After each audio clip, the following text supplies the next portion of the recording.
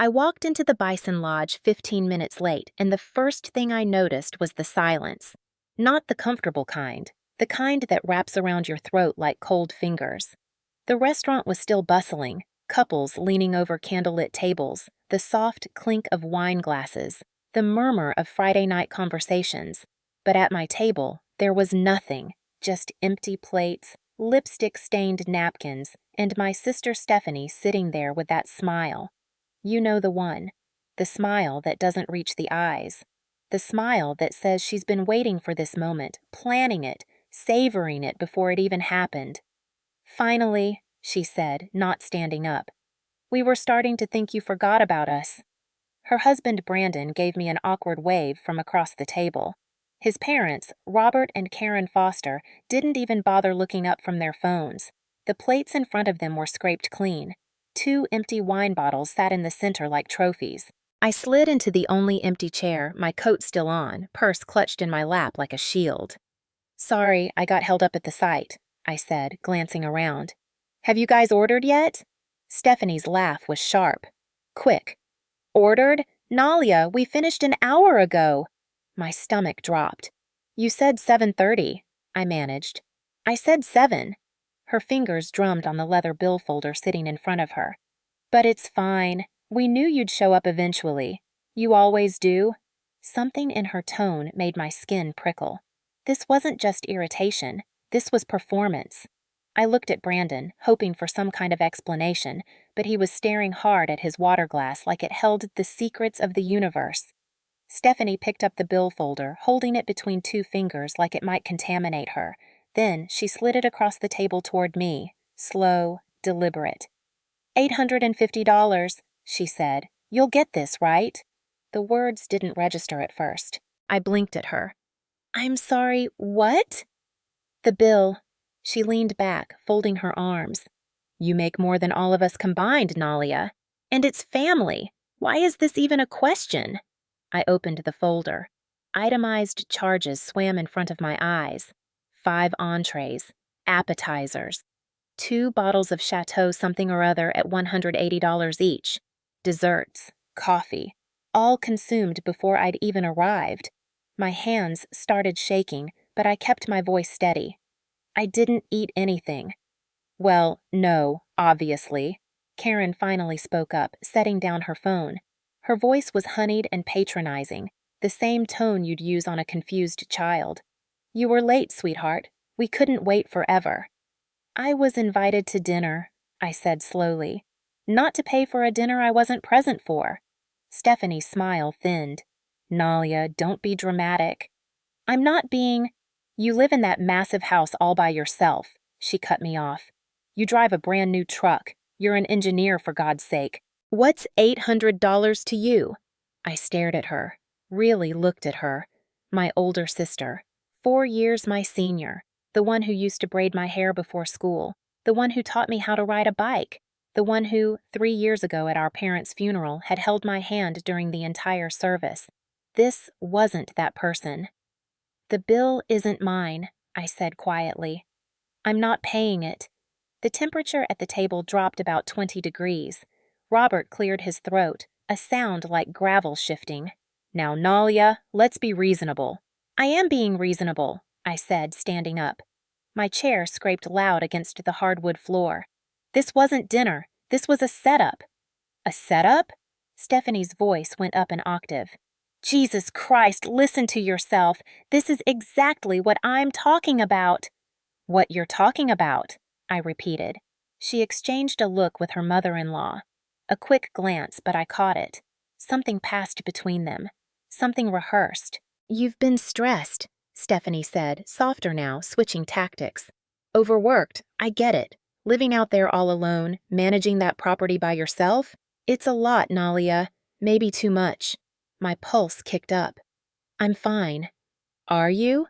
She tilted her head, all concern now. "Because from where I'm sitting, you're not acting like yourself. You show up late, you're paranoid about paying for family dinner, you're isolating yourself." "I'm leaving," I said. I turned toward the exit, but Stephanie's voice followed me. "We'll remember this, Nalia." I stopped, looked back. She wasn't angry. That was the thing that made my blood run cold. She wasn't embarrassed or frustrated or hurt. She looked satisfied, like I'd just done exactly what she wanted me to do. "Remember what?" I asked. She just smiled, picked up her wine glass, still half full, and took a long sip. "That you refused to help your family when we needed you." I left without another word. The parking lot was nearly empty, my truck sitting under a flickering streetlight like some kind of lonely sentinel. I climbed inside, locked the doors. Why did I lock the doors? And sat there gripping the steering wheel. My phone buzzed. Stephanie. "Hey, I think you should schedule a checkup with Dr. Hayes. You didn't seem like yourself tonight. I'm worried about you. Call me." Steph.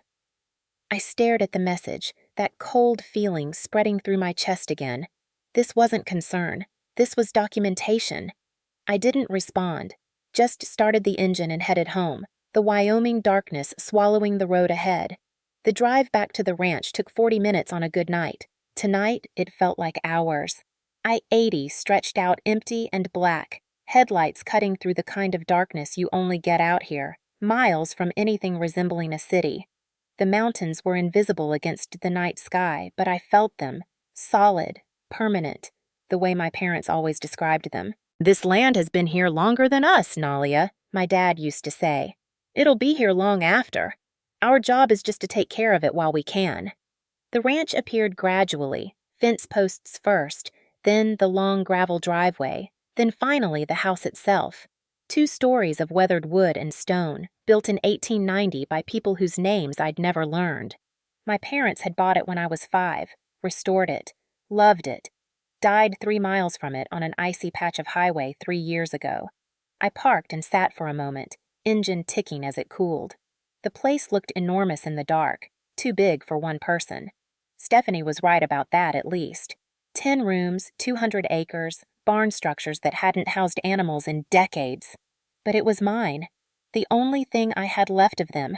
When Mom and Dad died, a rollover accident on I-80, dead before the ambulance arrived, they left everything to me. The house, the land, their savings, their retirement accounts, everything. Stephanie got the jewelry, the photo albums, Mom's recipe boxes, and Dad's old fishing gear. Sentimental things. At the time, sitting in the lawyer's office, she'd waved it off.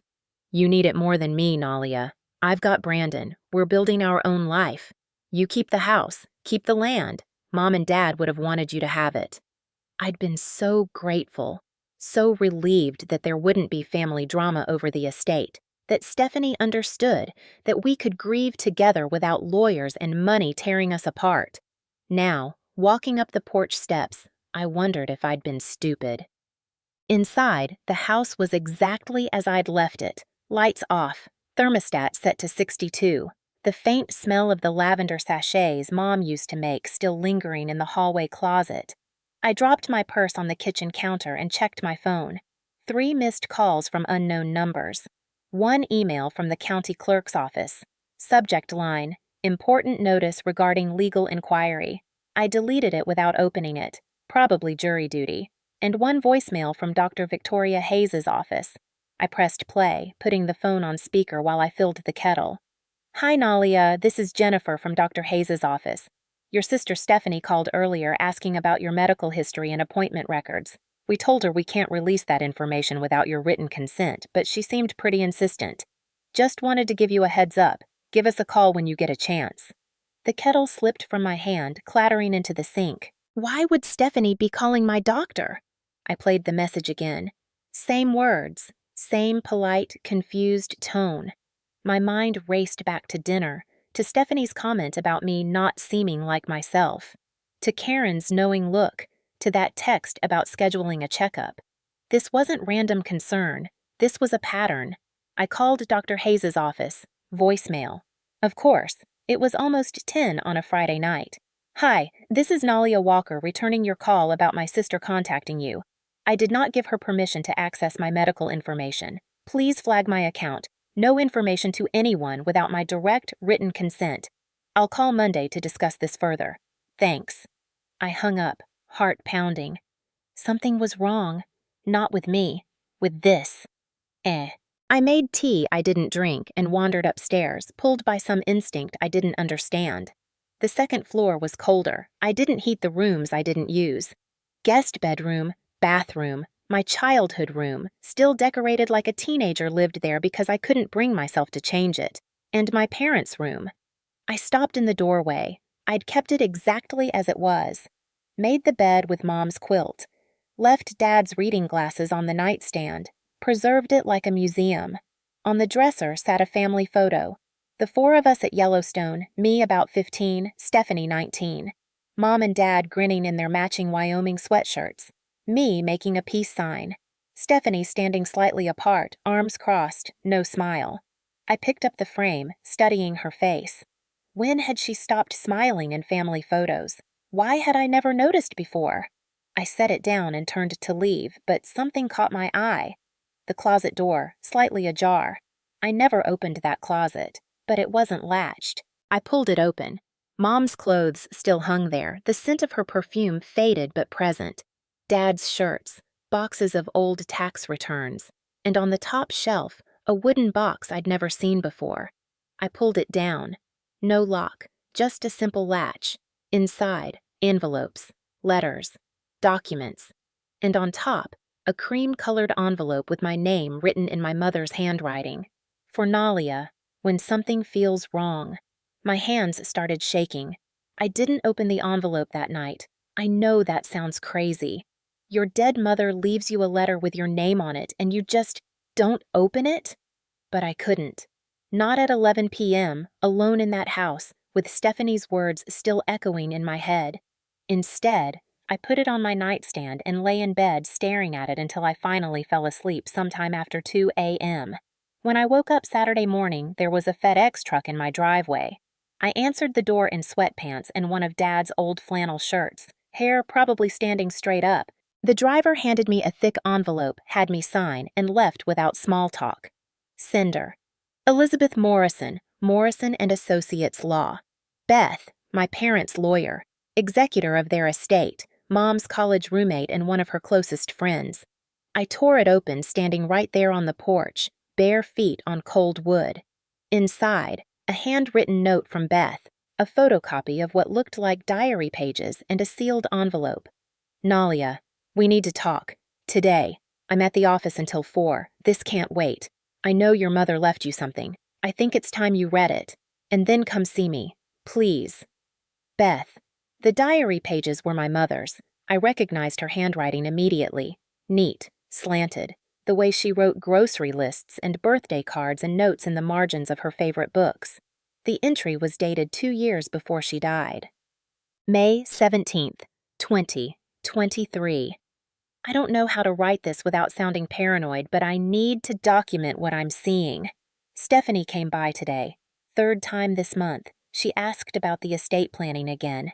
Specifically, she wanted to know if we'd changed anything recently. When I told her no, she seemed, I don't know, disappointed, frustrated. She asked how much the property was worth now, said she was just curious because of rising land values. Then she asked if we'd ever considered putting the house in a trust for tax purposes. David thinks I'm reading too much into it. Maybe I am, but I've noticed things. Last Thanksgiving, Stephanie told everyone Nalia was stressed and overworked and not managing well out here alone. When I asked her privately what she meant, she said she was just worried. But Nalia seems fine to me. Better than fine. She loves her work. She's thriving. 2 weeks ago, Stephanie asked me if I'd noticed Nalia acting strange. When I said no, she dropped it immediately, changed the subject. I'm probably being paranoid. She's my daughter. I should trust her. But something in my gut tells me to be careful, to pay attention, to protect Nalia. I had to sit down on the porch steps. Mom knew. 2 years before she died, she knew something was off, and she'd been worried enough to write it down.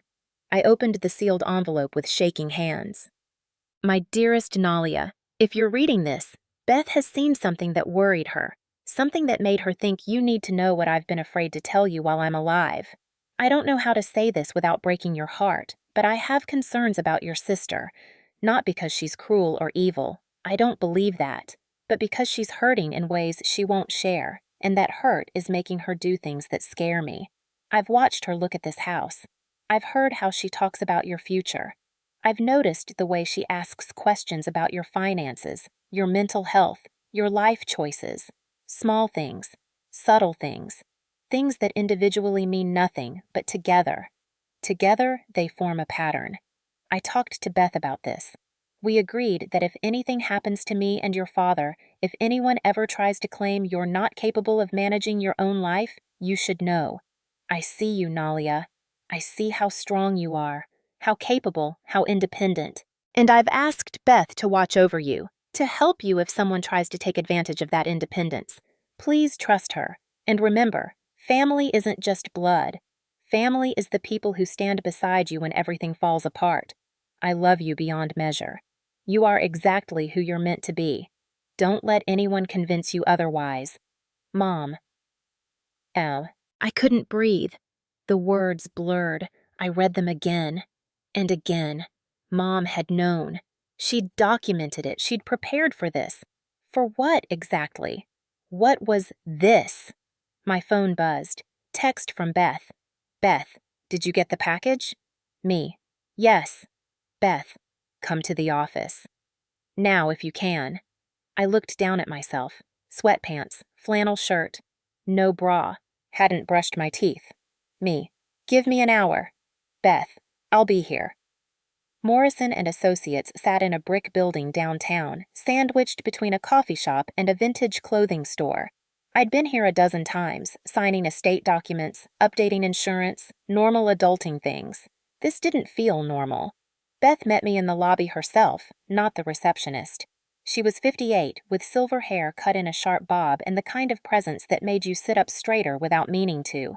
She'd been a prosecutor before going into estate law, you could tell. Come on back, she said, no small talk. Conference room. She led me past her office to a larger room with a long table and a whiteboard covered in case notes for someone else's legal battle. She closed the door, pulled the blinds. Sit, she said. I sat. Beth pulled out a folder, thin, maybe 20 pages, and set it in front of me. I'm going to be straight with you, Nalia, because we don't have time for dancing around this. Your mother didn't leave you some elaborate trust fund or investigative report. She didn't hire private detectives or build a fortress of legal protection. I nodded slowly. What she left you was her instinct, her observations, and a request to me, watch Stephanie. If she ever makes a move against Nalia, stop her. A move? I repeated. What kind of move? Beth opened the folder. 6 months ago, Stephanie called this office asking about estate planning options. Specifically, she wanted to know about shared ownership structures and how someone might be added to a deed retroactively. My stomach dropped. I told her I couldn't discuss your estate without you present. She thanked me and hung up. I noted it in your file, but didn't think much of it. Beth pulled out another document. 3 months ago, the county clerk's office called me. Someone had made an inquiry about guardianship procedures in Wyoming, how to file, what evidence is required, timeline expectations. She slid the paper across to me, email printout. They didn't leave a name, but the inquiry came from an IP address registered to a Starbucks in Cheyenne, the same Starbucks Stephanie goes to every Tuesday for her book club. I stared at the email, words swimming. And 2 weeks ago, Beth continued, I received a call from Karen Foster, Robert's wife, Stephanie's mother-in-law. She wanted to know about options for vulnerable adults and whether I did pro bono consultations for concerned family members. I told her no, I specialize in estate planning, not elder law. She said thank you and hung up. But Nalia, Beth leaned forward. These aren't coincidences. This is reconnaissance. My hands were shaking. I pressed them flat on the table. Reconnaissance for what? Beth's expression was grim. For taking everything you have. She let that sink in for a moment. Then she opened her laptop, turned it toward me. Email, dated 6 months ago. From stephanie.walker.foster@gmail.com to karen.foster.consulting@gmail.com. Subject, Timeline Mom. I think we need to accelerate. Nalia's getting too comfortable out there. If we wait until she's 35, she might get married or change the deed structure. We've got maybe 18 months, tops. Can you connect with that lawyer friend of yours? The one who handled the Morrison case? I need to understand the guardianship process better. S. The room tilted. How do you have this? I whispered. Beth's jaw tightened. Ryan sent it to me. Ryan, my little brother. He knew? He found emails on Stephanie's laptop 2 months ago when he was helping her with tech issues. He didn't know what to do with them. He was scared, confused. So he forwarded them to me and asked me not to tell you yet. Why? Beth hesitated. Because Stephanie has leverage over him. She pulled up another email. This one from Stephanie to Ryan.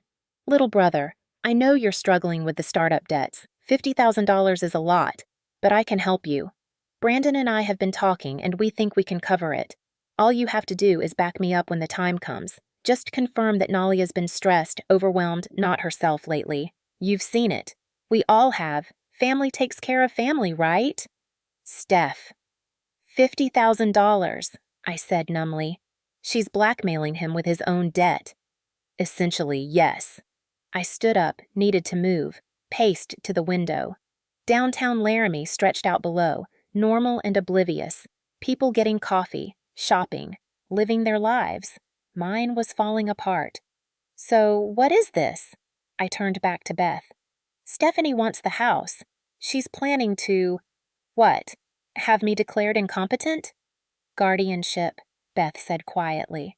If she can prove you're unable to manage your own affairs, mentally, physically, financially, she can petition the court to be appointed your legal guardian, at which point she'd have control over your assets, your property, your medical decisions, everything. But I'm fine. My voice cracked. I'm a licensed engineer. I manage multi-million-dollar projects. I own my home outright. I have no debt, no addictions, no mental health crises. I know, Beth said, which is why she's building a narrative. She stood, walked to the whiteboard, grabbed a marker. The dinner last night, that was a test.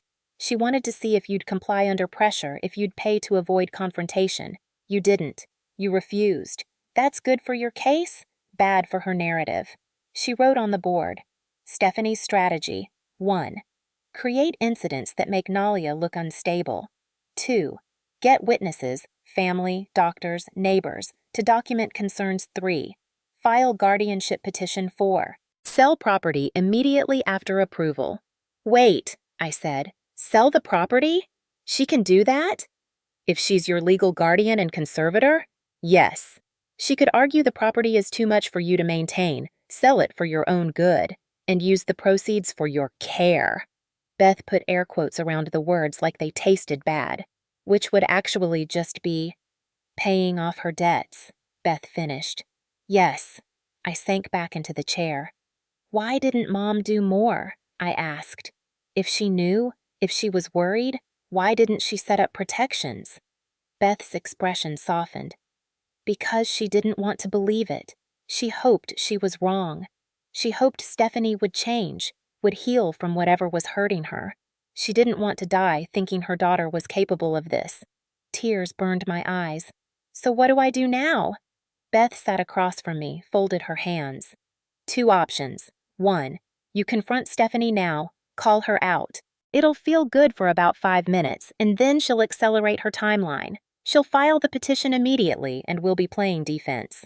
Or we build a case, document everything, record conversations, gather evidence of her planning, her manipulation, her financial motives. Let her think you're oblivious, and when she makes her move, we destroy her case before it even gets started. I wiped my eyes. That's manipulative. Yes, Beth said. It is. But Nalia, she's already manipulating you. She's been doing it for months, maybe years. This isn't about playing dirty. This is about protecting yourself with facts. She pulled a small digital recorder from her desk drawer and set it in front of me. Wyoming is a one-party consent state. If you're part of a conversation, you can record it legally. From now on, anytime Stephanie talks to you about your health, your property, your decisions, anything, you record it. I stared at the little device. This feels insane. I know, Beth said gently. But your mother asked me to protect you, so that's what I'm going to do. The question is, will you let me? I picked up the recorder. It was lighter than I expected. What if... I hesitated.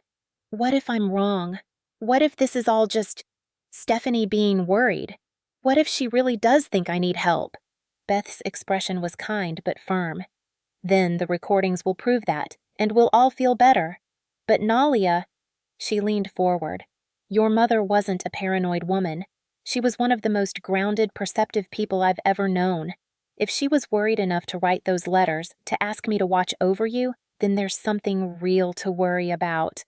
I nodded slowly. Okay, I whispered. Okay. What do I do first? Beth pulled out a legal pad. First, you go home and act normal. Don't change anything about your routine.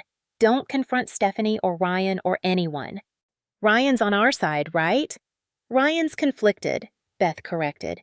He wants to be on your side, but he's scared and in debt and being manipulated.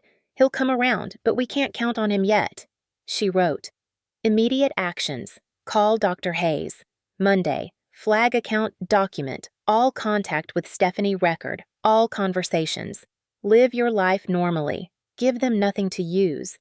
And most importantly, Beth said, looking me straight in the eye, you cannot fall apart. You need to be the most stable, competent, put-together version of yourself for the next few weeks. Because they're watching, waiting for you to slip. No pressure, I said weakly. Beth smiled, just a little. You're stronger than you think, Nalia. Your mother knew that. I know that. Soon, Stephanie's going to know it too. I left Beth's office an hour later with the recorder in my pocket, a copy of all the emails, and a plan. But as I drove home, one thought kept circling. My sister was trying to steal my life, and my mother had seen it coming. For the next week, I lived like someone had pressed pause on my life and I was just waiting for someone to hit play again. I went to work, smiled at my coworkers, reviewed structural calculations for the new bridge project in Cheyenne, ate lunch at my desk, came home, microwaved dinner, went to bed. The recorder sat in my coat pocket like a stone. Stephanie didn't call, didn't text. Radio silence. That should have been comforting. Instead, it felt like standing in a field watching storm clouds gather on the horizon, knowing the lightning was coming, but not knowing when or where it would strike. On Thursday afternoon, I was standing on the bridge construction site, hard hat on, clipboard in hand, when my phone rang. Unknown number, local area code. I almost didn't answer. This is Nalia. Ms. Walker? Male voice. Professional. This is Deputy James Cole with the Laramie County Sheriff's Office. My heart stopped. Is everything okay? Immediate panic. Had something happened? Was Ryan okay? Beth? Yes, ma'am. Everyone's fine. He cleared his throat. I'm calling because we received a welfare check request from a family member. They expressed concern about your living conditions and well-being. We're required to follow up on these calls. I stood very still, the sounds of construction fading into white noise around me. A welfare check, I repeated. Yes, ma'am. I'd like to come by your residence this evening if possible, just to verify everything's all right. It's standard procedure. Should only take about 15 minutes. My mind raced. Beth had warned me this might happen. They're building a narrative, she'd said. Welfare checks, doctor inquiries, witnesses reporting concerns. It's all part of the pattern. Of course, I heard myself say, voice steady. I'll be home after 6. Perfect. I appreciate your cooperation, Ms. Walker. After he hung up, I stood there holding my phone, watching a crane lift steel beams into place, everything moving in slow motion. Stephanie had called the sheriff. My own sister had told law enforcement I was in danger. I texted Beth. Sheriff coming to my house at 6 for welfare check. Stephanie called it in. Her response was immediate. Expected. Don't panic. Show him clean house, full fridge, organized space. Be calm, professional, cooperative. This will actually help us. How? Because when he reports you're fine, it contradicts her narrative. Document everything. I left work early, stopped at the grocery store, and methodically stocked my fridge with fresh vegetables, milk, eggs, bread, everything that screamed functional adult who feeds herself. At home, I did a frantic 15-minute clean. Dishes washed, counters wiped, throw blankets folded, bathroom spotless. Not because my house was messy, it wasn't, but because I needed something to do with my hands. At 6:07 p.m., a sheriff's cruiser pulled into my driveway. Deputy Cole was maybe 45, medium build, with the kind of face that had seen things but was trying to be kind about it. He removed his hat as he approached the porch. "Ms. Walker?" "That's me." I shook his hand. "Please, come in." He hesitated. "I appreciate that, but I should tell you, this isn't an official investigation. Just a wellness check. Your sister Stephanie called this morning saying she was worried about you. Said you've been living in unsafe conditions, not eating properly, showing signs of mental distress." Something about the way he said it, flat, reciting, told me he'd heard this before. Probably didn't believe it. "I can assure you I'm fine," I said. "But you're welcome to look around. I have nothing to hide." A slight smile. "I appreciate that, ma'am." I walked him through the house. Kitchen first, clean counters, full fridge, pantry organized. He made notes on a little pad. "You live here alone?" "Yes. My parents passed away 3 years ago and left me the property." "I'm sorry for your loss." He sounded like he meant it. "Big place for one person." "It is," I agreed. "But I manage." Living room, couch, bookshelves, my engineering textbooks mixed with Dad's old westerns and Mom's gardening guides, no signs of hoarding, filth, or chaos. Upstairs, made bed, clean bathroom, medication cabinet that held exactly 3 things: ibuprofen, allergy pills, and Band-Aids. "You take any prescription medications, Ms. Walker?" "No, sir." He noted that. When we came back downstairs, he closed his notepad. "Ms. Walker, I'm going to be honest with you. This house is cleaner than mine. You seem perfectly lucid and capable. I don't see any cause for concern." Relief flooded through me. "So, what happens now?" "I file a report saying the welfare check found no evidence of distress or unsafe conditions." He paused. "Can I ask, is there any reason your sister might think you're struggling?" I chose my words carefully. "We had a disagreement recently. I think she's misinterpreting things." Deputy Cole's expression shifted, something knowing passing behind his eyes. "I see." He handed me his card. "Ms. Walker, off the record, if you get more calls like this, more family members expressing exaggerated concerns about your welfare, you might want to talk to a lawyer." My pulse kicked. "Why?" He glanced at his cruiser, then back at me. "Because I've been doing this job for 20 years, and I've seen this pattern before. Usually involves someone trying to gain control over property or finances. They manufacture concerns, build a paper trail, and eventually petition for guardianship." The word hung in the air between us like a curse. "I'm not saying that's what's happening here," he added quickly. "But if your sister continues making reports that don't match reality, that's a red flag." "Thank you," I managed. "For being honest." He nodded. "Have a good evening, Ms. Walker. And for what it's worth, keep taking care of yourself the way you are. Makes my job easier." After he left, I locked the door and leaned against it, hands shaking. Beth was right. This was helping us. Deputy Cole's report would contradict Stephanie's claims. But the fact that she'd done it at all, that she'd called law enforcement and lied about me, that was the part that made my stomach turn. I pulled out my phone and texted Beth. "Deputy just left. He saw through it. Said I should get a lawyer." "You already have one," she replied. "How do you feel?" I stared at that question for a long time. "Scared," I finally typed. "And angry. Good. Stay angry. Angry people fight back." 2 days later, at 11:47 p.m. on a Saturday night, someone started pounding on my front door. I jolted awake, heart hammering, grabbed my phone, no missed calls, no texts, and crept downstairs in my pajamas, baseball bat in hand. "Nalia," muffled voice through the door. Male. "Nalia, please, it's me." Ryan. I looked through the peephole. My little brother stood on my porch, swaying slightly, face blotchy and wet. I opened the door. He stumbled forward and the smell hit me. Whiskey, sweat, desperation. "Jesus, Ryan." "I'm sorry," he slurred, tears streaming. "I'm so fucking sorry, Nalia." I pulled him inside before the neighbors could see, locked the door behind us. He collapsed onto my couch, head in his hands, shoulders shaking. "I'm a coward," he sobbed. "I'm a fucking coward and I let her manipulate me and I didn't protect you and I'm sorry, I'm so sorry." "Ryan." I sat next to him, hand on his back. "Breathe. What happened?" He looked up at me with red, devastated eyes. "She knows I sent the emails to Beth. She figured it out."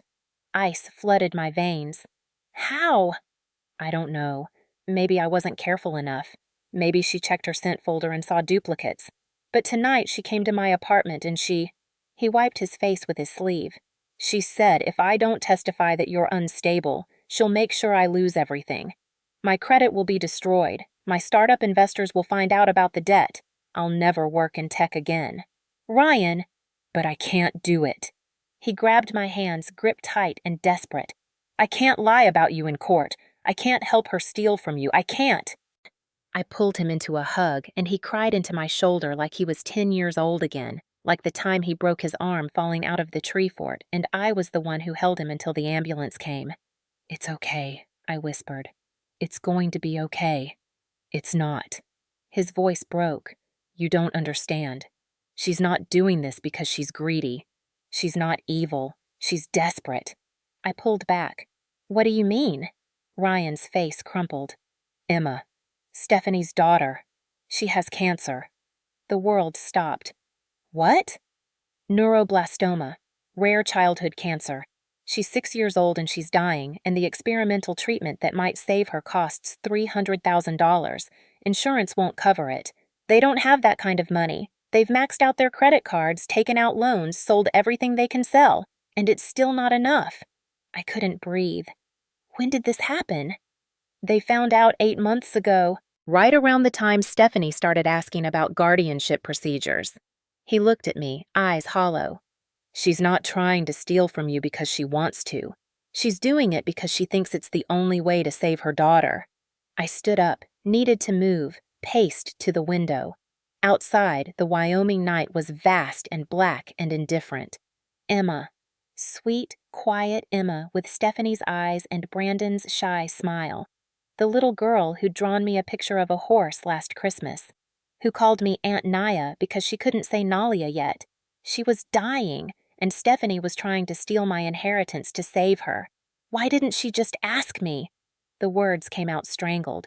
Why didn't she just tell me Emma was sick? I would have helped. Would you have given her $300,000? Ryan asked quietly. I turned. "I don't have $300,000. "But you have a house worth at least that much, sitting on 200 acres of prime Wyoming land, value going up every year." He wiped his face. "Stephanie knows you'd never sell it. She knows how much it means to you. She knows you'd never choose her daughter over Mom and Dad's legacy." "That's not fair," I whispered. "Life's not fair." Ryan stood, swaying. "Nalia, I need you to know, I'm not defending what she's doing.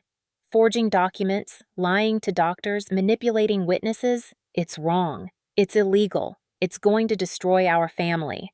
He pulled a USB drive from his pocket and set it on my coffee table. "But I need you to understand why she's doing it. Because when this goes to court, when you have to look her in the eye and fight her, you need to know you're not fighting a villain. You're fighting a mother who's watching her child die." My vision blurred with tears. Ryan walked to the door, paused with his hand on the knob. "Everything's on that drive.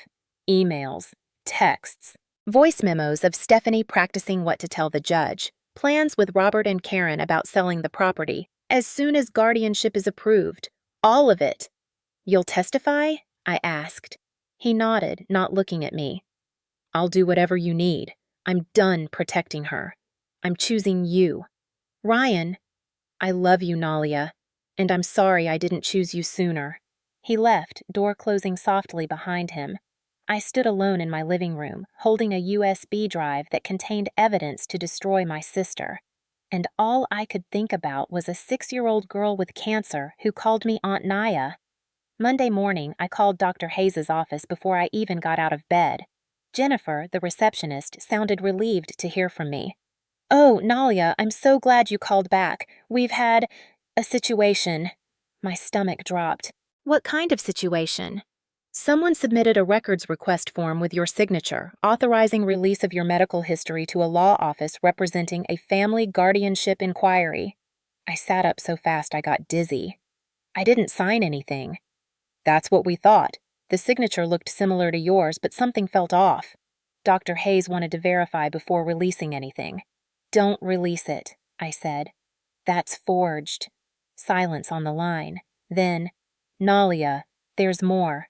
About 2 months ago, someone faxed us what looked like consultation notes from another physician.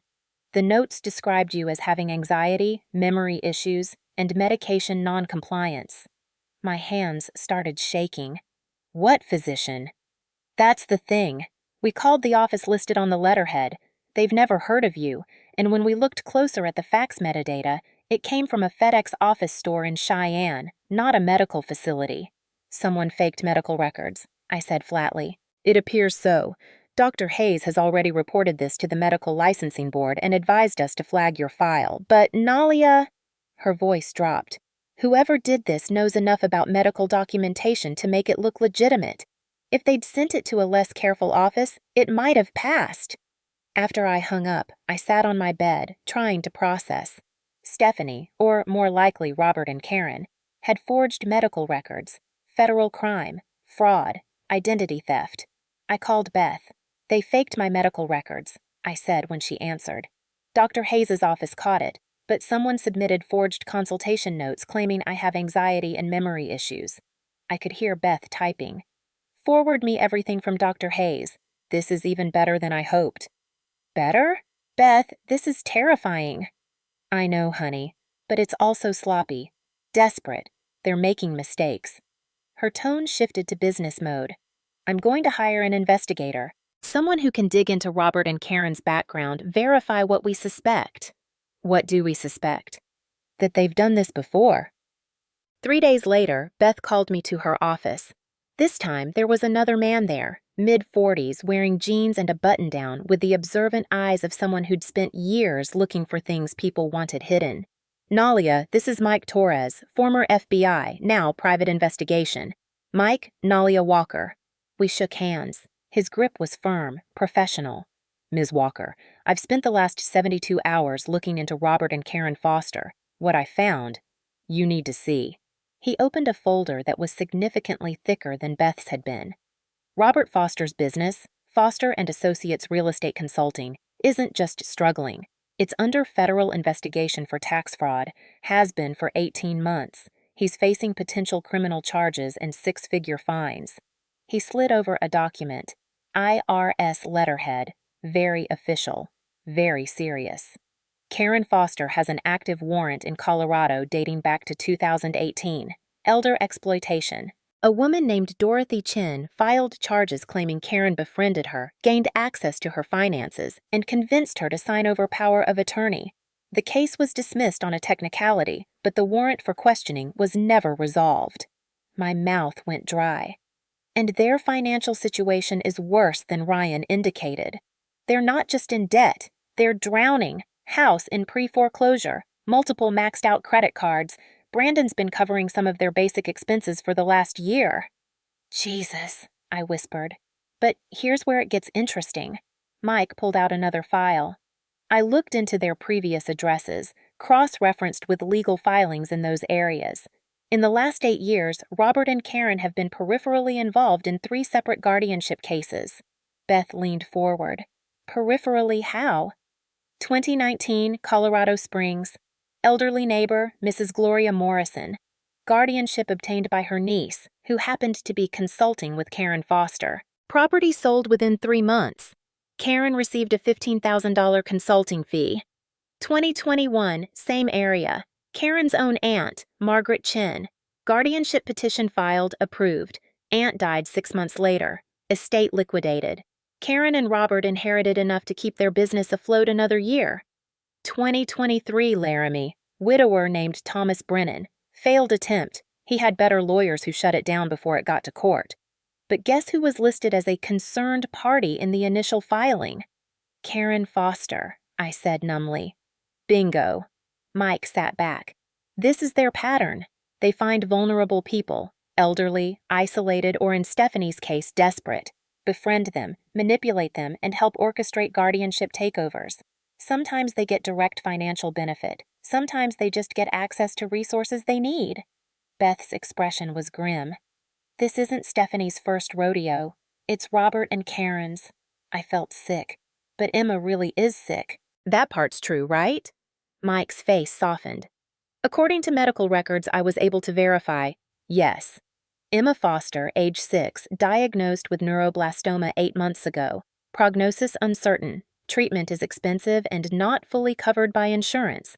That part is absolutely true. So Stephanie's not lying about needing the money, I said quietly. She's just lying about everything else. Nobody argued. She came on a Thursday night.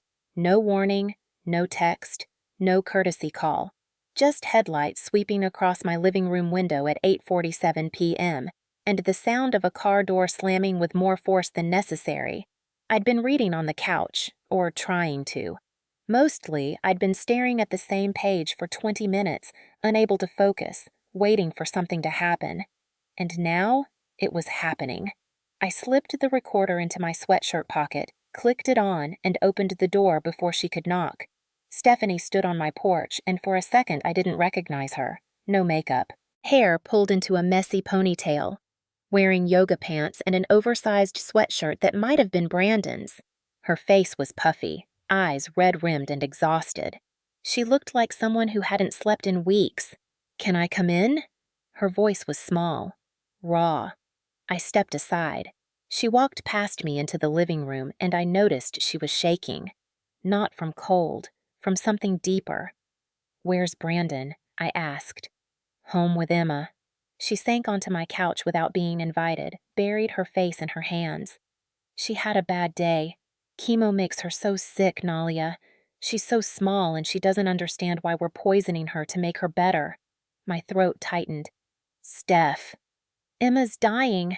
She looked up at me, tears streaming. "My baby girl is dying and I can't stop it. The regular treatment isn't working. There's an experimental protocol at Johns Hopkins, but it costs $300,000. Our insurance won't cover it. We've drained our savings. Sold everything we can sell. Begged for loans. And we're still $180,000 short." She stood abruptly, started pacing. "Do you know what it's like? Watching your child suffer and knowing you could save her if you just had enough money? Do you have any idea what that does to a person?" "No," I said quietly. "I don't." "Of course you don't." Her laugh was bitter. "You don't have kids. You don't have a family. You just have this house. This enormous empty house that you rattle around in like a ghost, holding on to Mom and Dad's memory like it's going to bring them back." The words hit like slaps. "That's not fair." "Fair?" Stephanie whirled on me. "You want to talk about fair? Mom and Dad left you everything. The house, the land, the money, all of it. And what did they leave me? Jewelry? Photo albums? Sentimental bullshit." "You said you didn't want the house," I said. "You said you and Brandon were building your own life." "I was being polite," she shouted. "I was being the good daughter, the understanding sister, the one who doesn't make waves, because that's what I do, Nalia. I make everyone else comfortable while I swallow my own pain." She was crying hard now, mascara-free tears tracking down her face. "Do you know what it felt like? Sitting in that lawyer's office, watching everything go to you?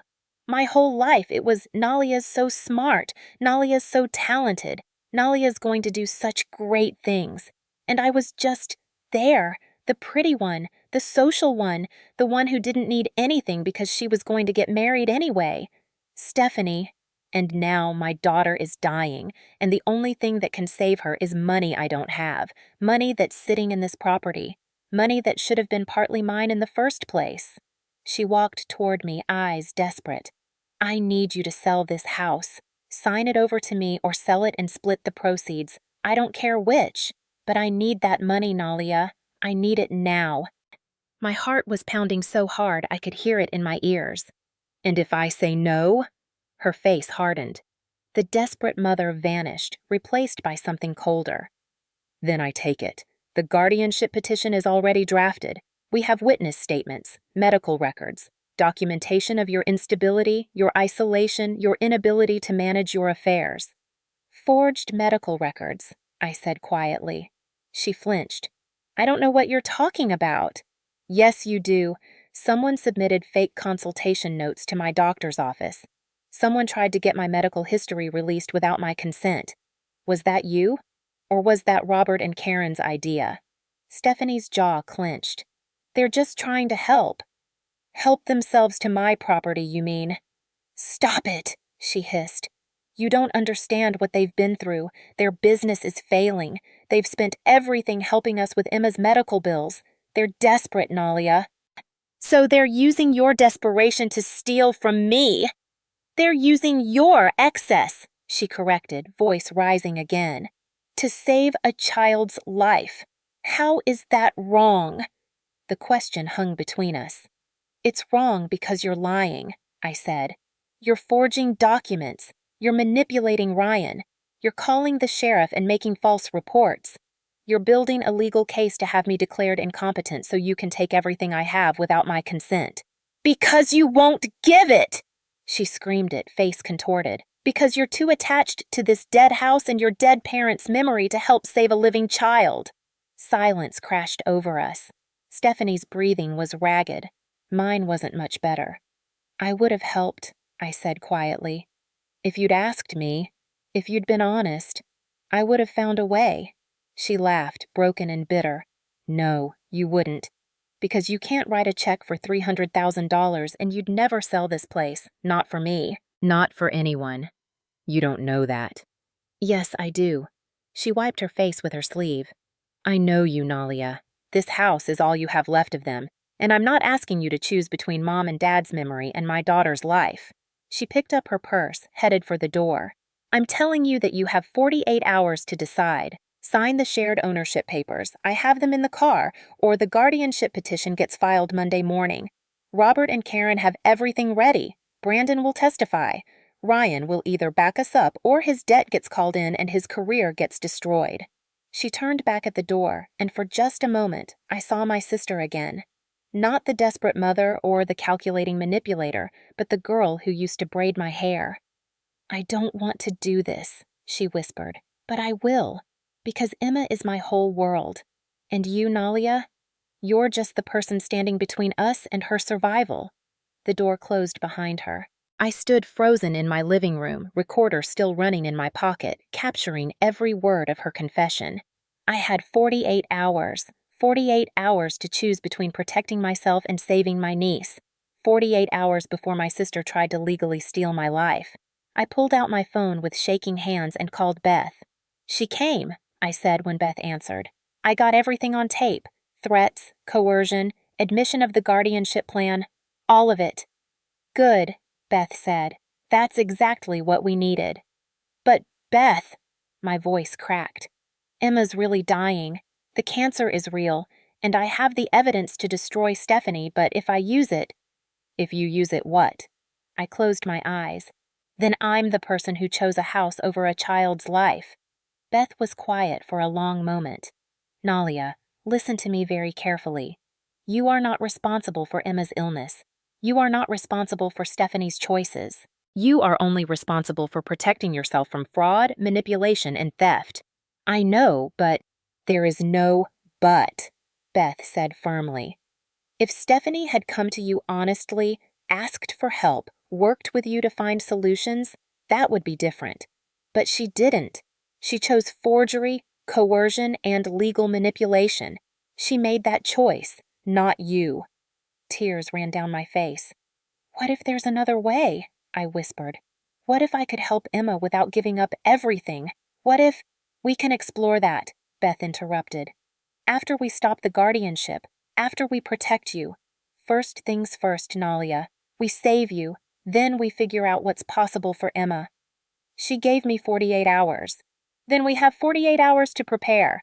Come to my office tomorrow morning, 9 a.m. We're going nuclear. After I hung up, I walked through my house, turning off lights one by one. In my parents' room, I stood in the doorway, looking at their bed, their things, their life preserved like a museum. I don't know what to do, I whispered to the empty room. She's my sister. Emma's my niece. But this is your home, your legacy. You trusted me with it. The house was silent, but somewhere in my pocket, the recorder was still running, still documenting, still building the case that would either save me or destroy what was left of my family. I turned off the last light and went to bed, knowing I wouldn't sleep. The 48-hour clock was already ticking. I didn't sleep that night. How could I? Every time I closed my eyes, I saw Emma's face from last Christmas, gap-toothed smile, clutching the stuffed horse I'd given her, asking if she could come visit the big farm in the summer. I'd promised her yes, promised we'd go riding, feed the chickens I didn't have anymore, make cookies in Grandma's kitchen. That promise felt like a lifetime ago. At 5:47 a.m., I gave up pretending and made coffee, stood at the kitchen window watching dawn break over the mountains, painting the snow-capped peaks in shades of pink and gold. My parents used to wake up early just to watch this, called it God's quiet hour. Right now, it felt like the calm before a tornado. At 6:15, I heard a car engine, too early for neighbors, too early for deliveries. Through the window, I watched a white sedan pull into my driveway. County plates. A woman got out, clipboard in hand, official vest reading Process Server. My coffee cup started shaking. She knocked 3 times. Professional, impersonal. I opened the door. Nalia Walker? Yes. You've been served. She handed me a manila envelope, had me sign a form, and left without another word. I stood on my porch in bare feet and flannel pajamas, holding the envelope like it might explode. Inside, a legal petition, professionally bound, 23 pages. In the matter of the guardianship of Nalia Walker, an alleged incapacitated person, petitioner, Stephanie Walker Foster. The words blurred. I made it to the kitchen table before my legs gave out. Page by page, I read what my sister had written about me. Respondent demonstrates consistent inability to manage personal and financial affairs. Exhibits signs of cognitive decline and emotional instability. Requires protective oversight for her own well-being and safety. Supporting documentation. Statement from Karen Foster, family member. Witnessed respondent having episodes of confusion, memory loss, and inappropriate emotional responses. Statement from Robert Foster, family friend. Observed property neglect, inability to maintain basic household functions. Medical records from Dr. William Harrison, psychiatric consultant. Patient presents with anxiety disorder, depression, paranoid ideation, and difficulty with activities of daily living. I'd never heard of Dr. William Harrison. Proposed guardian. Stephanie Walker Foster, proposed conservator. Brandon Foster Court. Date, 21 days from today. At the bottom, a note. Emergency hearing may be requested if respondent poses imminent danger to self or others. My hands were shaking so badly I could barely hold the papers. They'd done it. Actually filed. This wasn't a threat anymore. It was real. I grabbed my phone, fingers fumbling. Me. It came. The petition. It's real. Beth. On my way. Don't read it alone. I'll be there in 20 minutes. I sat at my mother's kitchen table, the table where we'd had Sunday dinners, birthday cakes, homework sessions, and stared at legal documents claiming I was incompetent to live my own life. The sun kept rising. The mountains didn't care. The world kept spinning. And my sister was trying to erase me. Beth arrived 17 minutes later, let herself in with the spare key I'd given her years ago. She found me still sitting at the table, petition spread out in front of me like evidence of a crime, which I supposed it was. Let me see. She didn't ask if I was okay. We both knew I wasn't. She read through it methodically, her lawyer face firmly in place. No reaction, no surprise, just analysis. After 10 minutes, she set it down. This is rushed, she said. Sloppy in places. They're making mistakes. They're trying to take my entire life, I whispered. I know, honey. Her voice softened. But look, Dr. William Harrison doesn't exist. I already checked. There's no licensed psychiatrist by that name in Wyoming or any surrounding state. So it's fake. Completely, which means we can challenge the entire medical basis of their petition. She pulled out her phone, started typing notes. The witness statements from Robert and Karen are vague, unprovable, and come from people with serious credibility issues. But they filed it, I said. This is a real court document now. Yes, which triggers your mother's trust provisions. I looked up. What provisions? Beth pulled a folder from her bag, thicker than last time. When your mother set up your estate, she included specific clauses that activate if anyone attempts to gain guardianship or control over your assets. It's not a fortress exactly, but let's call it a legal alarm system. She opened the folder. First, automatic freeze on all asset transfers. You can't sell, deed, or mortgage the property without special court approval and my countersignature. Stephanie can't force you to sign anything. Relief flickered through me. Second, mandatory independent medical evaluation. If someone claims you're incompetent, you have the right to be examined by a court-appointed physician, not their chosen doctor. Third, requirement for clear and convincing evidence. Not just witness statements, but documented proof of incapacity. Beth looked at me seriously. Your mother didn't build you a fortress, Nalia. She built you a shield. And now we're going to use it. By 10 a.m., Beth's conference room looked like a war room. Whiteboards covered in timelines, documents spread across the table, Ryan sitting in the corner with his laptop looking exhausted but determined, Mike Torres, the investigator, on speakerphone from his office, and me, surrounded by evidence of my own sister's betrayal. Okay, Beth said, marker in hand. We have 21 days to dismantle this petition. Here's what we know. She wrote on the board. Their case. Forged medical records. False witness statements. Manufactured incidents. Financial motive. Robert and Karen's debts. Our case. Proof of forgery. Recording of Stephanie's threats. Evidence of Foster's previous fraud attempts. Documentation of Nalia's competency. Ryan, Beth turned to him. Show us what you have. He opened his laptop looking like he might be sick. I pulled everything I could find. Emails, texts, voice memos. Stephanie's been planning this for 8 months. He clicked through files. Here's one from 7 months ago. From stephanie.u.foster@gmail.com to karen.foster@gmail.com. Date, June 15th, 2025. Subject, timeline concerns. I talked to Brandon about the plan. He's hesitant, says it feels wrong. But when I reminded him that Emma's treatment is more important than his conscience, he agreed to cooperate. Ryan is easier, the debt leverage is working, he'll sign whatever we need. The only wild card is Nalia herself. If she fights back, if she lawyers up before we file, this gets complicated. We need to move fast.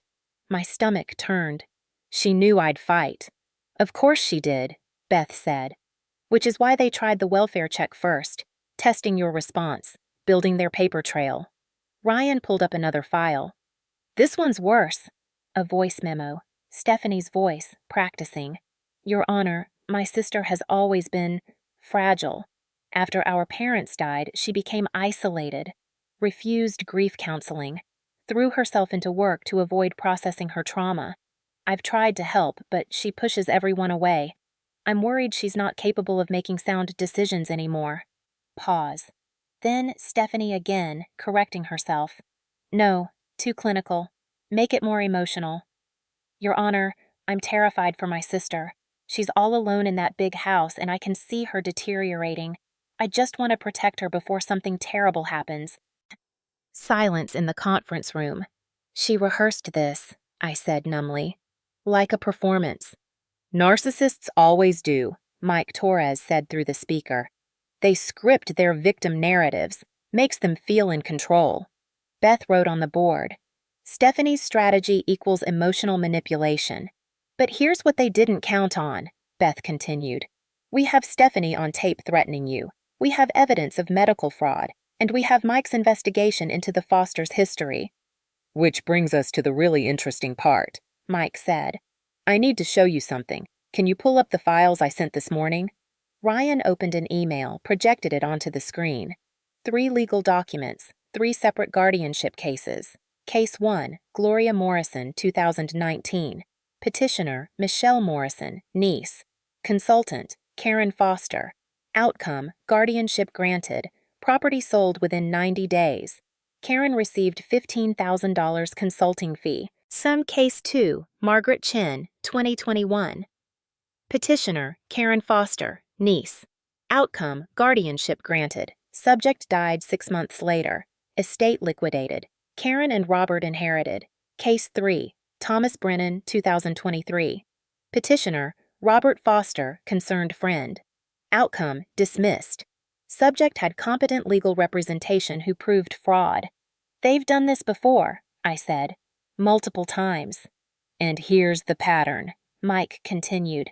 In each case, the targets were isolated, had valuable assets, and no close family to protect them. Robert and Karen befriend them, manufacture concerns about mental capacity, file for guardianship, and liquidate assets. It's elder abuse, Beth said flatly. Systematic, calculated financial exploitation. Ryan looked sick. And Stephanie walked right into their system. Or they recruited her, Mike said. 8 months ago, when Emma got diagnosed, Stephanie was vulnerable, desperate, the perfect mark for their scheme. Except this time, they were using her desperation to target someone younger, someone who'd fight back. Beth turned to me. Here's what I think happened. Robert and Karen saw an opportunity. They're drowning financially. Their daughter-in-law has a sick child and a sister with significant assets. They convinced Stephanie that this was the only way to save Emma. But it's not, I said quietly. There are other ways: fundraising, medical loans, payment plans. None as fast as liquidating a $400,000 property, Mike interrupted. Which is what they need. Robert's facing federal charges. Karen has warrants. They need cash, fast, to pay lawyers and fines. Emma's treatment is real, but it's also convenient cover. I felt sick. So what do we do? I asked. Beth capped her marker. We expose them. All of it. In court, on record, where they can't hide. She pulled out a legal pad. Mike, I need you to get official documentation on all 3 previous cases. Police reports, court filings, anything that shows pattern. On it. Ryan, I need you willing to testify. Can you do that? He nodded. Whatever you need. Nalia. Beth turned to me. I need you to live your life flawlessly for the next 3 weeks. Go to work, pay your bills, see friends, document everything, give them absolutely nothing to use against you. And what about Stephanie? I asked. What about her? Do I talk to her? Avoid her? What? Beth considered. I think we set a trap. 5 days before the court date, Mike Torres called an emergency meeting. I found something, he said. You all need to see this. Beth's office, 6 p.m. Me, Beth, Ryan, and Mike on video call, looking grim. I've been digging into Robert Foster's background, Mike started. His business, his finances, his movements, and I found something that, look, I don't want to make accusations I can't prove. But there are coincidences here that concern me. What kind of coincidences? Beth asked. Mike pulled up a document. The accident that killed Nalia and Ryan's parents, 3 years ago. I pulled the police report. My blood went cold. Why? I whispered. Because Robert Foster's business was already failing 3 years ago. He was in debt, facing lawsuits, desperate for money. And then your parents died, and you inherited everything, making you a much easier target than they would have been. Ryan leaned forward. What are you saying? I'm saying the timing is convenient, and when I looked at the accident report closely, I found something the original investigation missed. He pulled up a scanned police report, highlighted a section. Witness statement. James Pritchard, truck driver. I was about a quarter mile behind the Walkers' vehicle when they went off the road. Conditions were icy, but they weren't driving erratically. What I noticed was another vehicle, dark-colored SUV, following very close behind them. Too close for highway speeds in those conditions. Right before the accident, it looked like the SUV swerved toward them. Then the Walkers overcorrected, hit the ice patch, and rolled. The SUV didn't stop. It sped up and exited at the next off-ramp. The room spun. There was another car, I breathed. There was. Mike pulled up another document. Second witness, pulled over at a rest stop 10 miles before the accident site. Witness statement, Diana Reeves. I noticed an SUV in the parking lot. Dark blue or black, maybe GMC or Chevrolet. There was a man and woman inside having what looked like a heated argument. The woman was crying. The man was on his phone, talking angrily. I remember thinking they looked stressed. When I came out of the restroom, they were pulling back onto the highway, heading east, same direction as the accident site. Lots of people drive SUVs, Ryan said, but his voice shook. True. Mike pulled up DMV records. But Robert Foster owned a dark blue GMC Yukon at the time of the accident. He sold it 2 weeks later to a dealership in Colorado, paid cash, well below market value, like he needed it gone fast. I couldn't breathe. And here's the final piece. Mike's voice was gentle but firm. I pulled Robert's phone records from that day. At 4:47 p.m., 20 minutes after the accident, he called Karen. The call lasted 8 minutes. Then he called a lawyer who specializes in criminal defense. Beth's jaw was tight. What did he tell Karen? I don't have the audio, but I have the metadata. And I have this. Mike pulled up a text message. From Robert to Karen, 5:02 p.m. It's done. We wait. Silence. He killed them, I whispered. Robert Foster killed our parents. We don't have proof of that, Mike said quickly.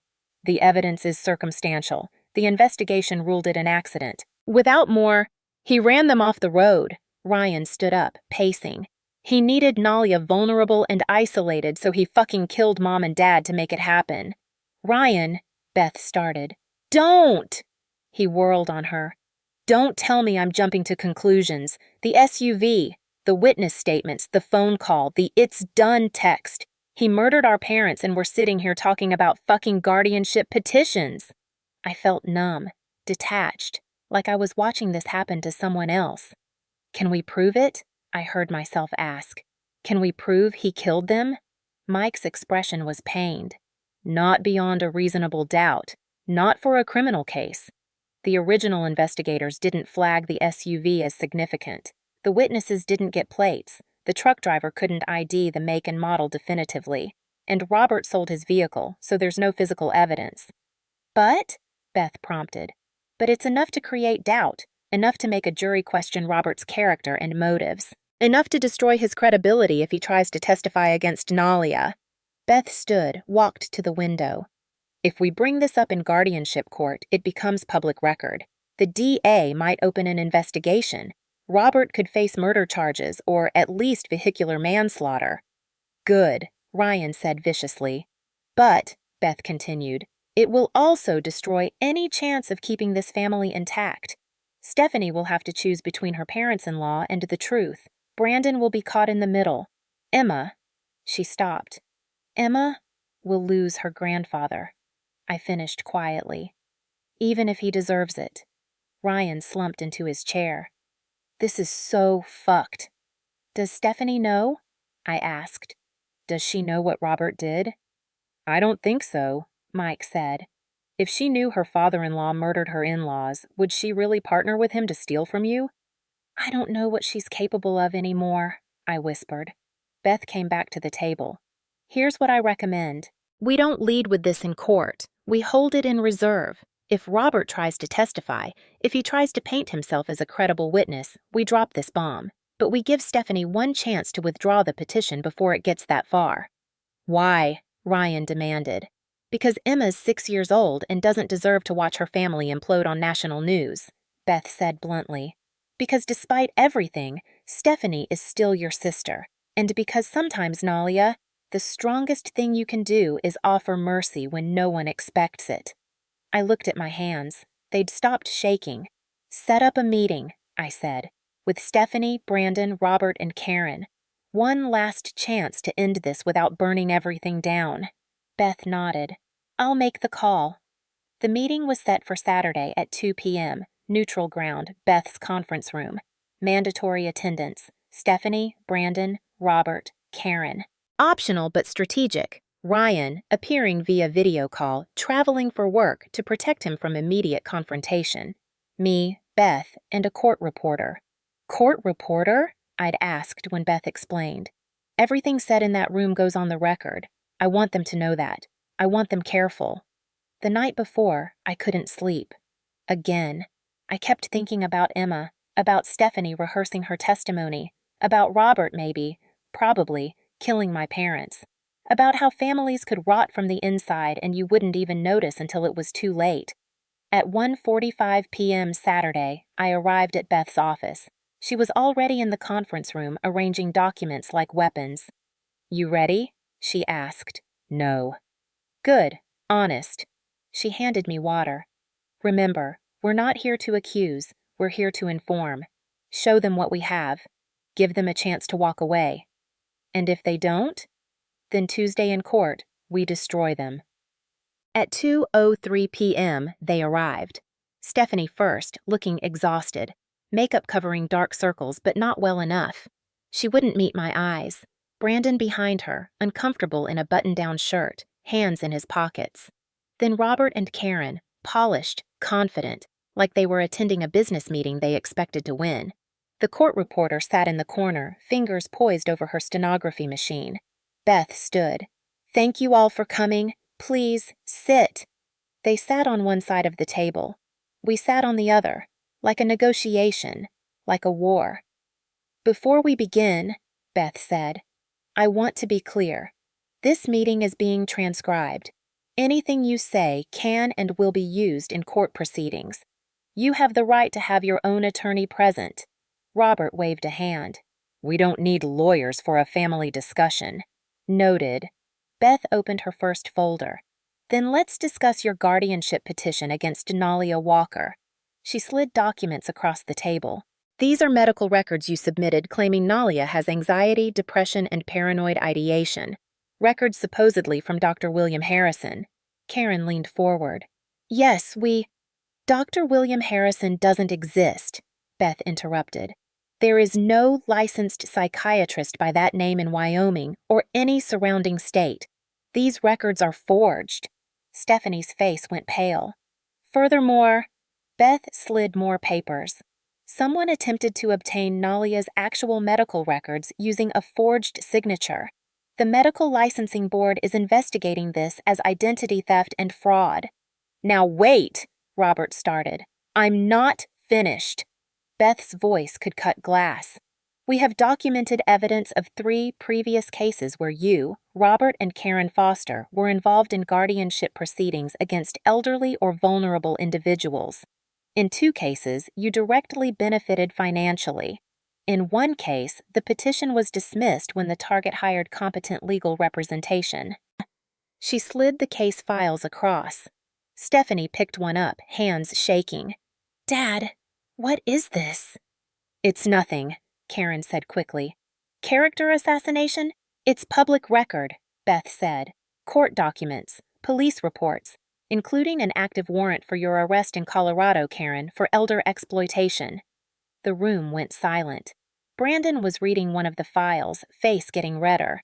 "You told us you were business consultants. You said you helped families with estate planning." "We do," Robert said tightly. "You steal from old people."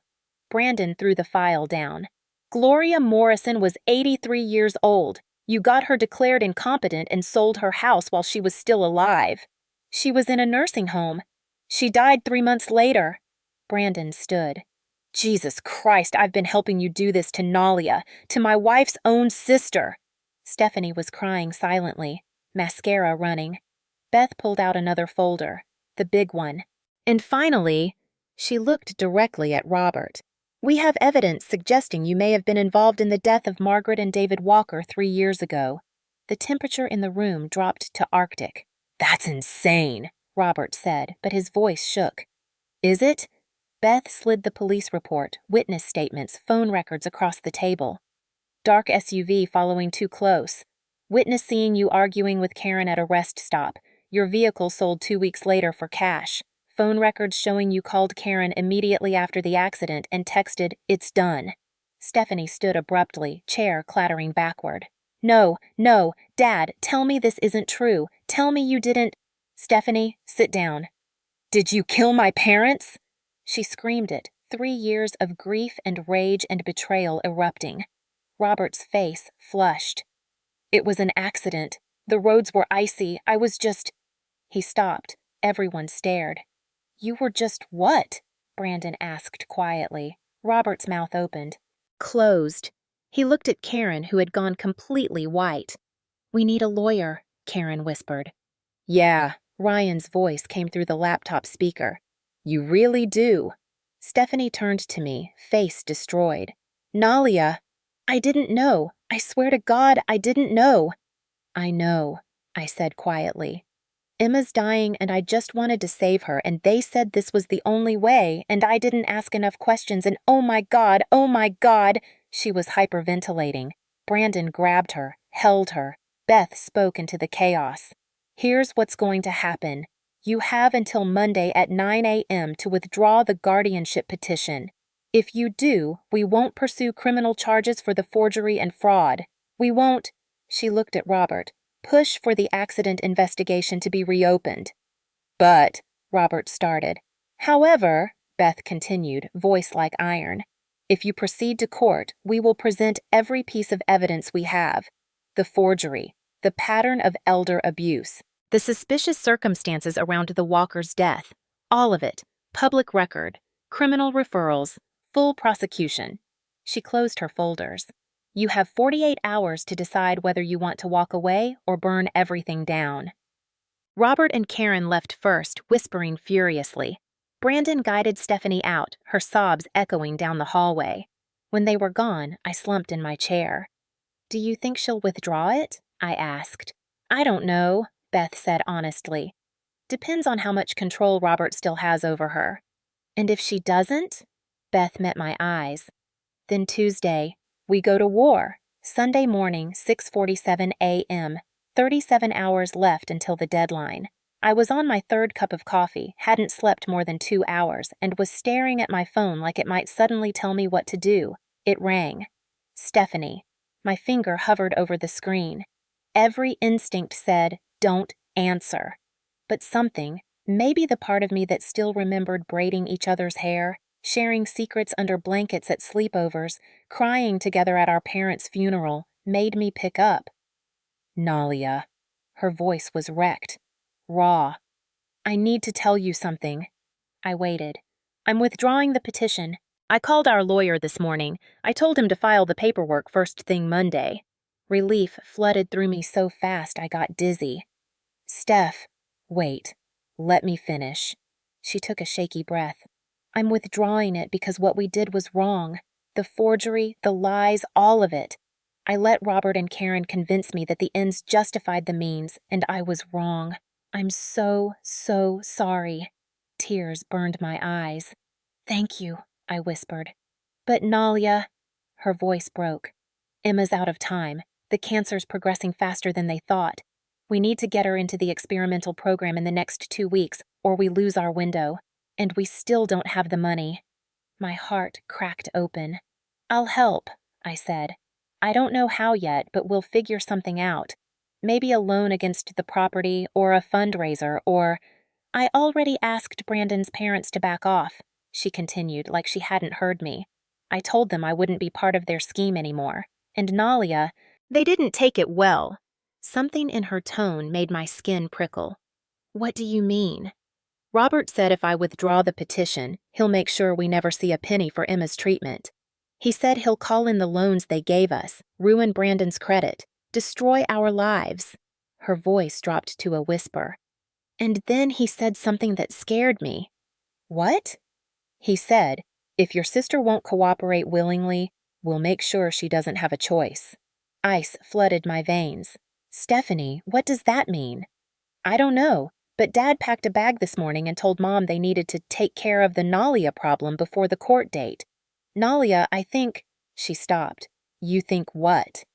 I think they're going to try something bad, and I don't know what to do. Before I could respond, I heard a sound, gravel crunching in my driveway. I walked to the window. A dark car I didn't recognize sat at the end of my driveway.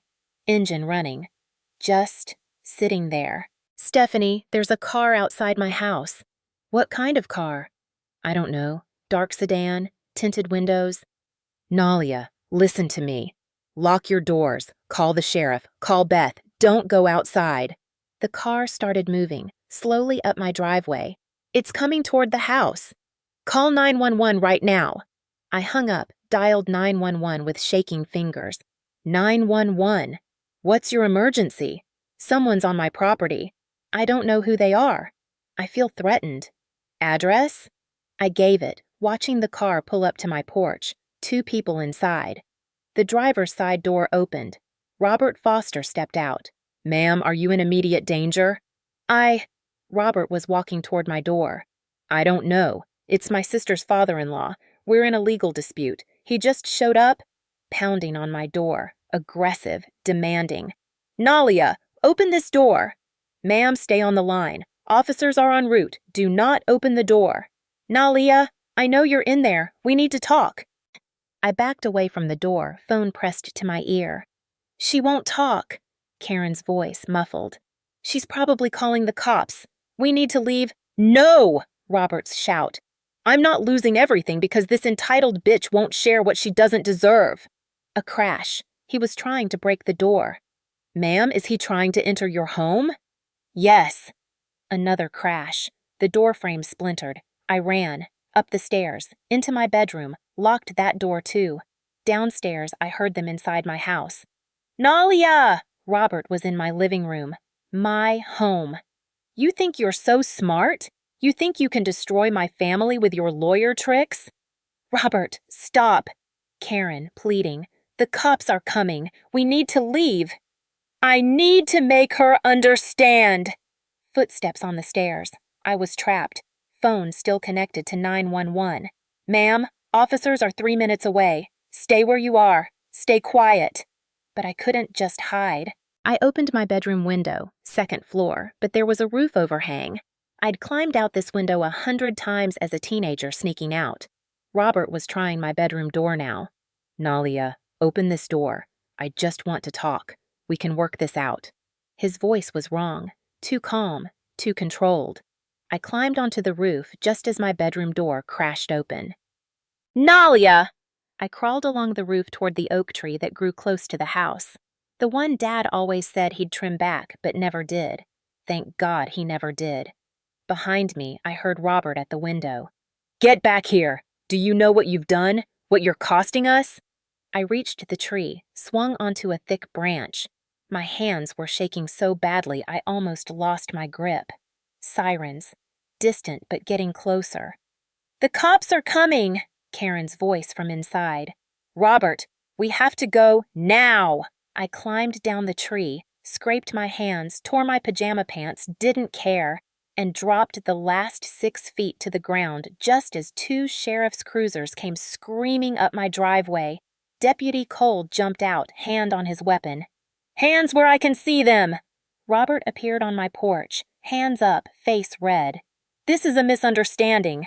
On the ground, now! I stood by the tree in my torn pajamas, bleeding hands, watching Robert Foster get handcuffed on my front lawn while Karen cried in the passenger seat of their car. Deputy Cole approached me. Ms. Walker, are you hurt? My voice wouldn't work. I don't think so. He guided me to his cruiser, wrapped a blanket around my shoulders. You did good calling us. That's breaking and entering, criminal trespass, possibly assault. He's not getting out of this one. I watched another deputy lead Robert to a police car, reading him his rights. He killed my parents, I heard myself say. Deputy Cole looked at me sharply. What? 3 years ago, the accident. I think he ran them off the road. That's a serious accusation, Ms. Walker. I know. My lawyer has evidence. Witness statements, phone records, everything. He studied my face for a long moment. I think you need to come down to the station, give a full statement, and then we need to call your lawyer. By Monday morning, everything had changed. Robert Foster was in county jail, charged with breaking and entering, criminal trespass, and criminal mischief. Bail set at $50,000 that he couldn't make. The DA's office had opened an investigation into my parents' death, and the guardianship petition was still active, because Stephanie hadn't withdrawn it. At 8:47 a.m., I sat in Beth's office, exhausted and confused. Why hasn't she withdrawn it? I asked. Beth's expression was grim. Because Karen got to her. After Robert's arrest, Karen convinced Stephanie that withdrawing now would mean Emma gets nothing, that you'll press charges against all of them, including her, that their only chance is to fight. But I wouldn't. Karen doesn't believe that, and she's scared, cornered, which makes her dangerous. At 9 a.m., instead of a withdrawal notice, we received an emergency motion. Emergency petition for temporary guardianship. Petitioner requests immediate temporary guardianship based on respondent's role in petitioner's father-in-law's arrest, respondent's erratic and vengeful behavior, immediate need to secure respondent's assets for her own protection. They're doubling down, Beth said. Emergency hearing is set for this afternoon, 2 o'clock. Laramie County Courthouse, 1:47 p.m. The courtroom was smaller than I'd imagined, maybe 30 seats. Most were empty except for a few court watchers, a local reporter, and my small army, Beth, Ryan, Mike Torres. Across the aisle, Stephanie, Brandon, Karen, and their attorney, a sharp-looking woman in her 50s named Patricia Shaw. Stephanie looked hollowed out. She'd lost weight. Her suit hung loose. She still wouldn't meet my eyes. Brandon kept glancing at me, expression tortured. At 2 p.m. exactly, Judge Patricia Hartwell entered. Late 60s, silver hair, reputation for no-nonsense rulings, and zero tolerance for fraud. All rise. We rose. Be seated. Judge Hartwell settled into her chair, opened the file. We're here for an emergency guardianship hearing. Ms. Shaw, you're representing the petitioner? Yes, Your Honor. Stephanie Foster, on behalf of... I can read. The judge scanned the petition. You're asking for emergency temporary guardianship of a 30-year-old licensed engineer with no criminal record, no history of mental illness, and apparently enough sense to call 911 when someone broke into her home. This should be interesting. Ms. Shaw cleared her throat. Your Honor, while Ms. Walker may appear functional, there are documented concerns about her emotional stability, decision-making capacity, and... Where's this documentation? Ms. Shaw pulled out folders. Medical records indicating anxiety, depression, paranoid ideation. Stop right there. Judge Hartwell held up a hand. Whose medical records? Dr. William Harrison, psychiatrist. Dr. Harrison's credentials? Beth stood. Your Honor, if I may... The judge waved her forward. Beth approached the bench with her own folder. Your Honor, Dr. William Harrison doesn't exist. There is no licensed psychiatrist by that name in Wyoming or surrounding states. These records are forged. We've filed complaints with the Medical Licensing Board and law enforcement. Judge Hartwell's expression darkened. She looked at Ms. Shaw. Counselor? Ms. Shaw paled. Your Honor, we received these records from the petitioner's family. We had no reason to believe... You had every reason to verify. The judge set the fake records aside. What else do you have? Witness statements from Karen Foster and Robert Foster. Robert Foster is currently in county jail for breaking into Ms. Walker's home yesterday, Judge Hartwell said. And Karen Foster has an active warrant in Colorado for elder exploitation. These are your credible witnesses? Ms. Shaw was floundering. Your Honor, the petitioner herself has observed. Then let the petitioner speak. Ms. Foster, approach the witness stand. Stephanie stood on shaking legs, was sworn in, sat down looking like she might shatter. Ms. Foster, the judge began. Why are you seeking guardianship over your sister? Stephanie's voice was barely audible. Because she needs help. Help with what specifically? She lives alone in a big house. She's isolated. After our parents died, she became withdrawn. Ms. Foster, your parents died 3 years ago. Has your sister been employed during that time? Yes, but... Has she been paying her bills, maintaining her property, fulfilling her professional obligations? I think so, but... Has she been arrested, hospitalized, or declared incompetent by any medical professional who actually exists? Stephanie's face crumpled. No. Then what evidence do you have that she needs a guardian? Silence. Ms. Foster, I'll ask again. What actual, verifiable evidence do you have? Stephanie's voice broke. I don't have any. Your Honor, I made a mistake. The courtroom went still. I'm sorry? Judge Hartwell leaned forward. I made a mistake. Tears started falling. My daughter has cancer. She needs expensive treatment. I was desperate. My in-laws told me this was the only way. They said Nalia had more than she needed, that she wouldn't help, that we had to take control for Emma's sake. So you fabricated a guardianship case? The judge's voice was ice. I didn't fabricate everything. I believed some of it. But then I learned my father-in-law forged documents, that he and my mother-in-law had done this to other people, that he might have— She stopped, sobbing. That he might have killed my parents. Gasps in the courtroom. Judge Hartwell's expression softened slightly. Ms. Foster, I'm sympathetic to your family's medical situation. Truly. But sympathy doesn't override the law. You've filed a fraudulent petition, submitted forged evidence, and attempted to deprive your sister of her fundamental rights. Do you understand the severity of that? Yes, Your Honor. Do you wish to withdraw this petition? Stephanie looked at Karen, who was frantically shaking her head. Then she looked at me. Our eyes met for the first time in weeks. I saw my sister. Not the desperate mother. Not the manipulator. Just Stephanie. Scared. Broken. Sorry. I nodded. Just once. It's okay. Yes, Your Honor, Stephanie whispered. I withdraw the petition. All of it. Emergency and original. I was wrong. I'm so sorry. Judge Hartwell made a note. Petition dismissed with prejudice. That means, Ms. Foster, you cannot refile. Ever. Do you understand? Yes, Your Honor. Furthermore, I'm referring this matter to the district attorney for investigation into fraud, forgery, and conspiracy. You may face criminal charges. Stephanie nodded, still crying.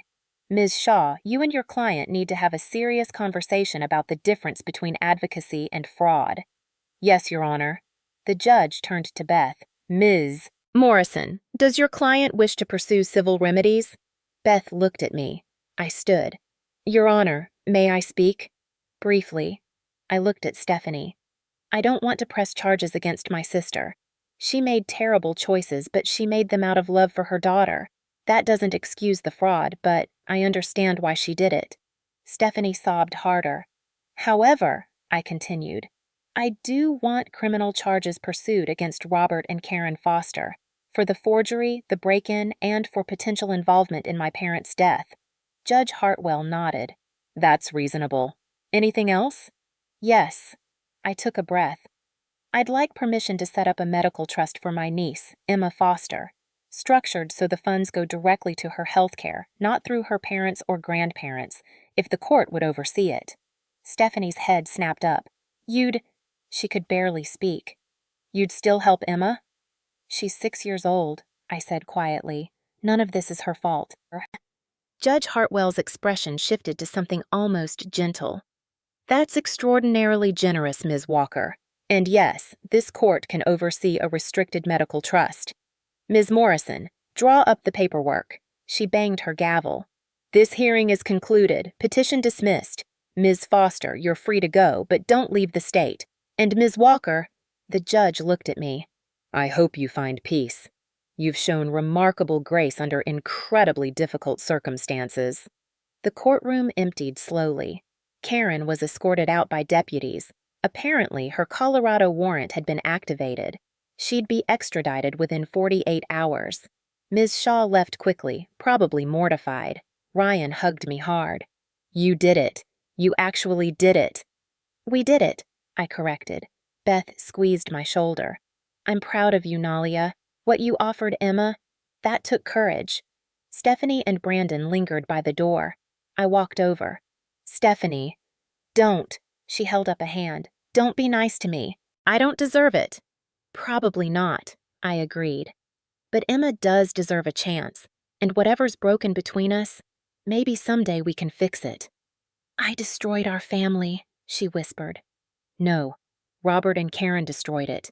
You just got caught in the blast radius. Brandon spoke for the first time. I didn't know about the forgery, about any of it.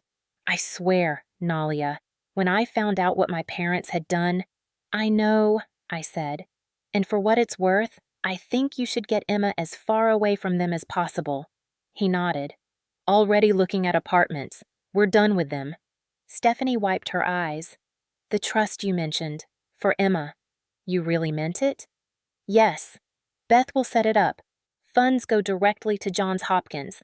I'll take a loan against the property if I have to, but Emma gets her treatment. Why? Stephanie's voice broke. After everything I did to you? I thought about that for a long moment. Because Mom and Dad taught me that family means showing up when it's hard, not just when it's easy. And Emma's family. So are you, even when you're terrible at it. Stephanie pulled me into a hug. I let her. I'm so sorry, she sobbed into my shoulder. I'm so sorry. I know, I whispered. I know you are. 3 months later, the farmhouse was quiet on a Tuesday morning. Spring had finally arrived in Wyoming, melting the last of the snow and turning the fields green. I sat on the porch with coffee, watching the sunrise paint the mountains gold. Ryan's truck pulled up around 7 a.m. You're here early, I called. Brought breakfast. He held up a bag from the diner. And I wanted to check on you. We ate on the porch. Eggs, bacon, toast. Normal, comfortable. Have you talked to Stephanie lately? He asked. Last week. Emma started the treatment. First round went well. That's good. Yeah. I sipped my coffee. She's still in therapy. They both are. Working through everything. And Robert? Trial starts next month. DA has enough for fraud and breaking and entering. The accident investigation is ongoing. May never get enough for charges, but at least people know. Ryan nodded. Karen? Pleaded guilty in Colorado. 2 years. Robert's looking at 5 to 7 if convicted on all counts. Good. He meant it. We sat in silence for a while. How are you doing? Ryan finally asked. Really? I considered the question honestly. Some days are hard. I walk through the house and I think about Mom and Dad and what Robert might have done. I think about Stephanie and how close I came to losing everything. But I'm still here. The house is still mine. Emma's getting treatment, and I learned something important. What's that? That family isn't just about blood or obligation. It's about choice. I choose to forgive Stephanie, eventually. I choose to help Emma. I choose to keep Ryan in my life because he chose me when it mattered. His eyes got shiny. Thanks, sis. And I choose to protect what Mom and Dad built. Not because I'm clinging to the past, but because it's worth protecting. My phone buzzed. Text from Beth. Beth, trust paperwork finalized. Emma's treatment is fully funded. Johns Hopkins confirmed they'll start the experimental protocol next month. I showed Ryan. You did a good thing, he said. I did the right thing, I corrected. Not sure it was good, but it was right. 6 months later, I stood in the cemetery, yellow chrysanthemums in hand. Mom's favorite. It was the anniversary of their death. 3.5 years. I knelt by their headstone, placed the flowers gently. Hi, Mom. Hi, Dad. The wind rustled through the trees. I don't know if Robert really did it, if he really caused the accident. The investigation closed last month. Not enough evidence for charges. But I know he was following you. I know he wanted you out of the way. My throat tightened. I hope you know I protected what you left me. The house, the land, the trust you had in me. Stephanie and I are talking again. Not like before. Maybe never like before. But we're trying. Emma's in remission. Can you believe it? The treatment worked. She's 7 now. Still calls me Aunt Naya. I traced their names carved in granite. Ryan's doing better. Started his own consulting firm. No more debt. No more manipulation. And me. I'm okay. Some days are hard. But I'm building something new. Something that honors what you gave me without being trapped by it. I stood, wiped my eyes. I miss you. Every day. But I'm going to be okay. I promise. The sun broke through the clouds, warming my face. I walked back to my truck, past rows of headstones holding other people's stories, other families' griefs and loves and betrayals. Life was messy. Families were complicated. Love didn't fix everything. But it was a start. 1 year later, Aunt Naya! Aunt Naya, look! Emma ran across the farmhouse lawn, pigtails flying, holding something in her cupped hands. What did you find, sweetheart? A ladybug. Look how pretty. I knelt down to examine it with her. 7 years old, hair growing back thick and curly after the treatment, eyes bright, alive. Beautiful, I said. Want to make a wish? What should I wish for? Whatever your heart wants most. She closed her eyes, whispered something, then opened her hands and let the ladybug fly away. What did you wish? I asked. Can't tell or it won't come true. She grinned and ran off toward Ryan, who was trying to fix the porch railing he'd accidentally broken last weekend. Stephanie emerged from the house carrying lemonade. Thank you for having us, she said quietly.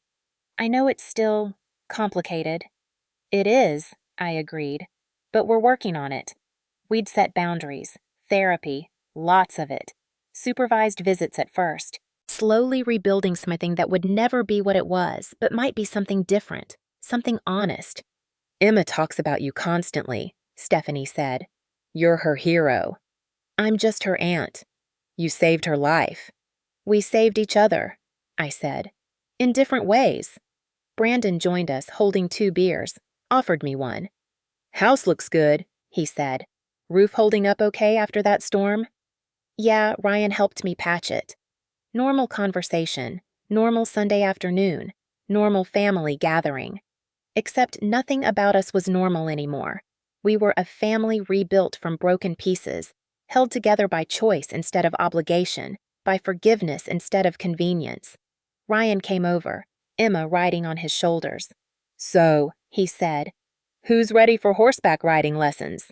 Me! Emma shrieked. You sure about this? Stephanie asked me. Horses are expensive. I'm sure, I said. That's what this place is for, making memories, being used, being loved. We walked toward the barn together, fractured family, complicated love, messy forgiveness. The mountains watched, eternal and indifferent. The house stood solid behind us, weathered but strong. And for the first time in years, it felt like home again. Not because everything was fixed, but because I'd chosen who got to be part of it. And that choice made all the difference. 2 years after the trial, the Walker Medical Trust Fund awarded its first grant to another family, a mother in Cheyenne whose son needed experimental leukemia treatment. Beth helped me set it up.